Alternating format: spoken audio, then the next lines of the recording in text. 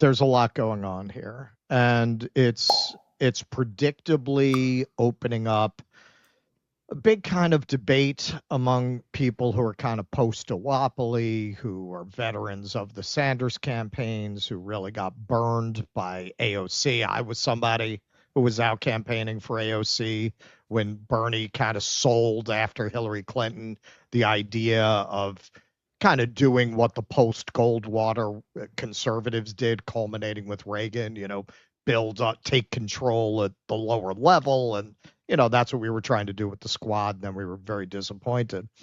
But I think the fact that New York skews young demographically, because it's so hard to raise a family here, that once people have kids, they tend to move to the surrounding areas, if not completely out of the region. So the average age is 38. And that's in keeping with what a lot of us said at that time when you looked at what the numbers were supporting Bernie Sanders. It was something like 70, 80% for people under 30. And the prediction was, well, demographically, as this generation becomes more dominant, they're going to pull the politics in that direction. And this seems to support that. But there's an element where, of course, we want to say the working class supported him, and to some extent they did. But in the end, he really won with people making over $100,000. And if you look at those watch parties, I mean, those were white as Casper.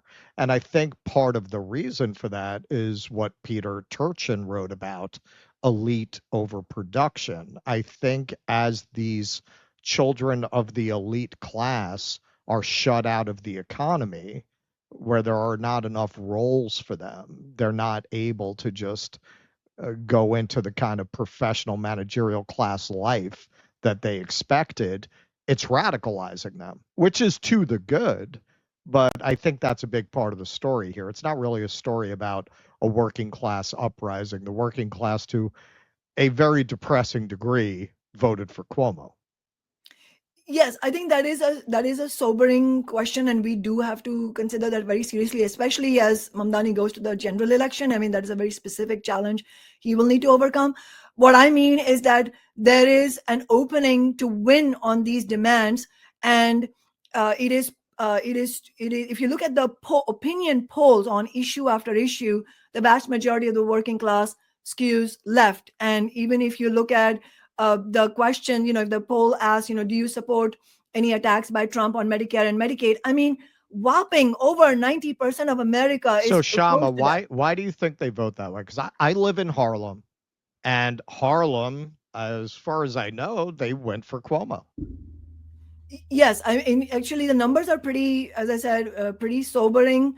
Actually, I think the New York Times analysis showed that Cuomo dominated in precincts where at least 70% of the residents are black, and in Right. there, the Right. difference, yeah, is Cuomo 59 and Mamdani 26%. And so, that is like a 33 percentage point difference. I mean, that is huge. And then if you look at which is, I think, even more telling in some ways, because it's about class, is that Mamdani is ahead of Cuomo among voters with incomes over $100,000 by Right. 20 points. Right. And even more telling is that Cuomo is leading Mamdani among people who have, I think, lower than $50,000 income, and he has a lead of 34 percentage points. So I think that is a huge difference. And I think I mean, I don't know what the numbers are in terms of how many working class or low income black people, or how many low income people of all races, how many of them didn't vote at all. I mean, I don't know what those numbers are. I can tell you that in Well, I can tell you, living here, they pushed very hard in Harlem. I was getting these every day. who the Mamdani campaign. No, the Cuomo campaign. Campaign.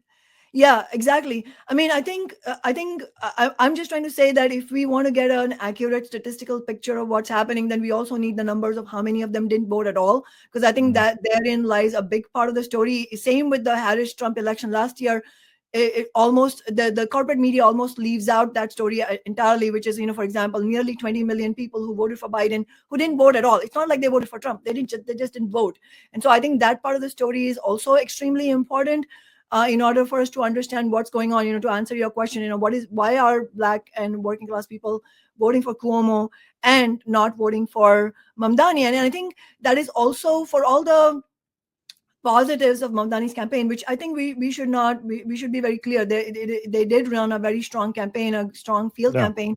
But Yeah. I think ultimately, and this is a point I made yesterday also, is that ultimately the best field campaign does not trump politics. Politics trumps everything. In other words, what your campaign is will ultimately decide not only if you win. You can sometimes win without our politics, but ultimately if you can win for the working class, which is win those demands, will decide on the politics of the campaign. And so in our case, we obviously won lots of victories, like the highest minimum wage in the nation, and also the Amazon tax and unprecedented renters' rights. But in order to do that, we had to win elections. And I won all four of the elections. And one of them, remember, was a recall effort against me, which also we also defeated. So I ran 4 elections for the city council. I won all of them. But if you look at the heat map of the votes, you can see a very clear class divide. The Right. wealthiest precincts voted in big numbers for my opponent every single time, and younger and more working class areas voted for us in big numbers. Like, in areas where it is working class precincts, we got like 80% or more. I mean, it was so decisive. Mm-hmm. And Mm-hmm.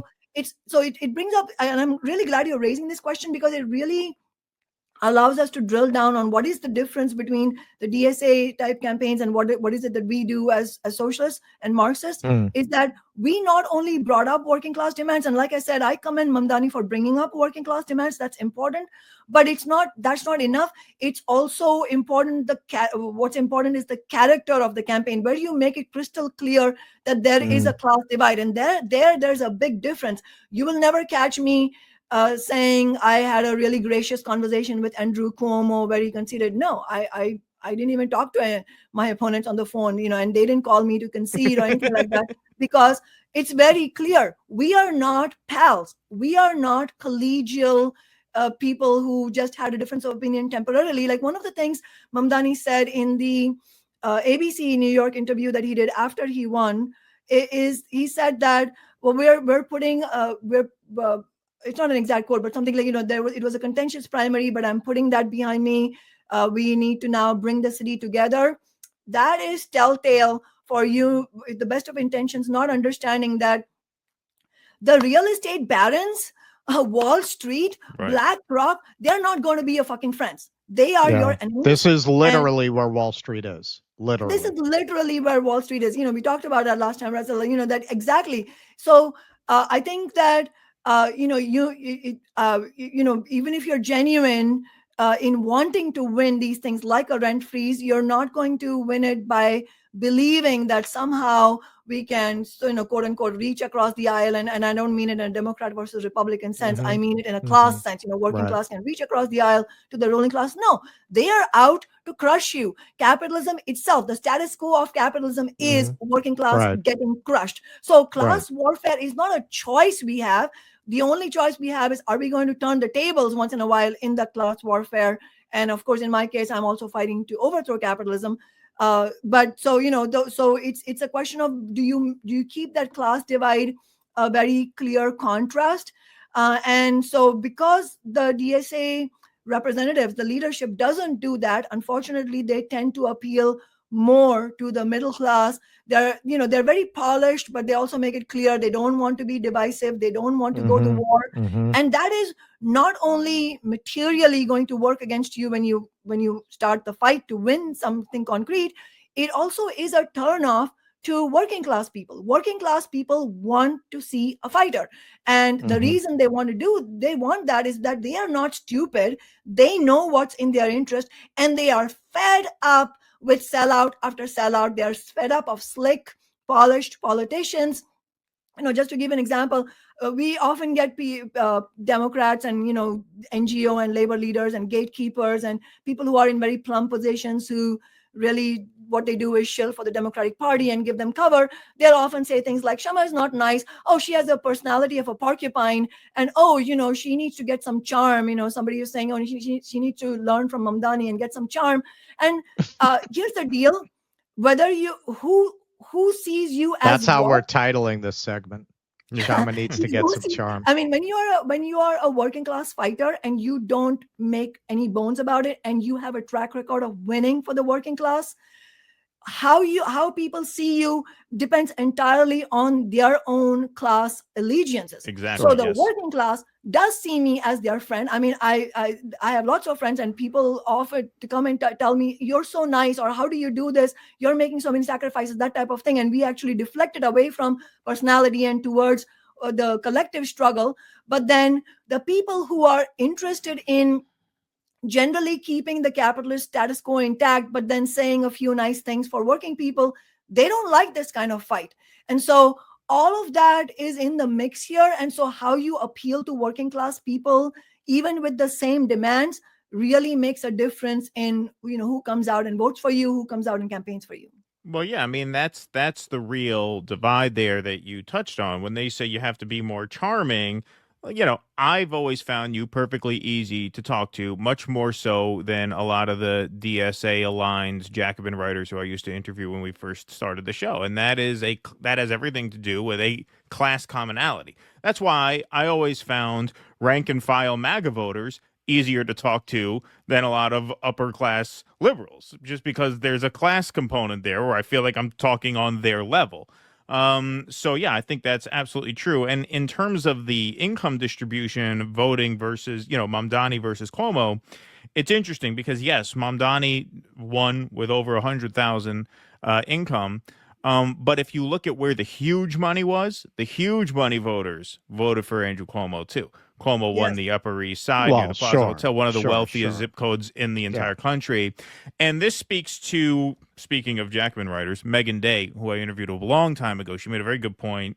She said the Democratic Party is a party of contradictions. And this exists in the Republican Party as well, where you have the Democratic Party as a party of health insurance executives and people whose lives are upended by health insurance executives, right? So you have very rich people corralling very poor people into their camp, right, with the arrangement that the rich people within the organization are going to be the protectors of the most vulnerable within the organization. And that's where I think you're seeing the very rich and the very poor voting for Cuomo, because I think the people who are most disenfranchised and most marginalized, both from a class perspective and even a race perspective, they feel like they need protection from the people within the organization who have the most clout, who have the most power. So a big governor with a brash personality like Andrew Cuomo, I think they see him as more qualified to protect them than, say, this 33-year-old Muslim guy who he gets in. He's now the perfect foil for Donald Trump. Already started tweeting nasty shit about him. This is going to be the next Michelle Wu in Boston, where they're going to come after the city. I think that dynamic exists. That's exactly how Sharpton tried to frame it. Not to cut in on you. We showed that segment. Exactly. This is a time when we can't have somebody learning on the job. We need a fighter who knows how to fight Trump. Exactly. But how you fight Trump and how you fight the right wing, how you fight for working class interests in general, I think, what it takes is for the movement to lead itself through a militant class struggle campaign, which, Kshama, that has been your MO, and that has had a track record of success, whereas the DSA record has been one, as you said, mixed but mostly failures. Yeah, I mean, exactly. I mean, if you can still embrace somebody who who voted present at Iron Dome and then said that she would recently said that yes, she would vote yes on it, and who went on the DNC floor. Obviously, I'm talking about AOC, who went on the DNC floor and said Kamala Harris completely lied through her teeth that Kamala Harris is working tirelessly for a ceasefire. I mean, that's why I talk about bars. How high do you draw a bar in terms of what expectations there are for anybody you would characterize as a working class fighter, and how low are you going to go in terms of continuing to support somebody who has sold you out over and over again. Please clap.